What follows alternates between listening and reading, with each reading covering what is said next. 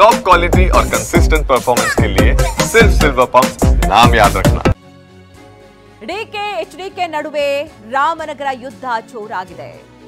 ರಾಮನಗರ ಜಿಲ್ಲೆ ಮರುನಾಮಕರಣ ವಿಚಾರದಲ್ಲಿ ಎಚ್ಡಿ ಕುಮಾರಸ್ವಾಮಿ ಅವರು ಸುದ್ದಿಗೋಷ್ಠಿ, ದೆಹಲಿಯಲ್ಲಿ ಸುದ್ದಿಗೋಷ್ಠಿಯನ್ನ ಮಾಡಲಿದ್ದಾರೆ ಕುಮಾರಸ್ವಾಮಿ.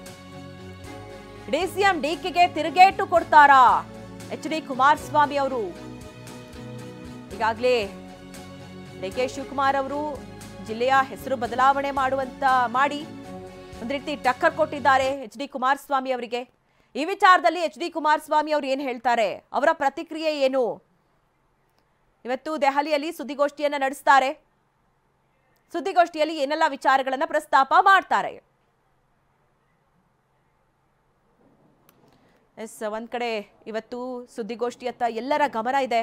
ಯಾಕಂದ್ರೆ ಎಚ್ಡಿ ಕುಮಾರಸ್ವಾಮಿ ಅವರು ಒಂದ್ ಕಡೆ ಬೇರ್ಪಾಡು ಮಾಡಿ 4 ತಾಲೂಕುಗಳನ್ನ ಒಳಗೊಂಡಂತೆ ರಾಮನಗರ ಜಿಲ್ಲೆಯನ್ನ ಅಂದ್ರೆ ಬೆಂಗಳೂರು ಗ್ರಾಮಾಂತರದಿಂದ ಬೇರ್ಪಡಿಸಿ ರಾಮನಗರ ಜಿಲ್ಲೆಯನ್ನ ಬೇರ್ಪಡಿಸಿದ್ರು.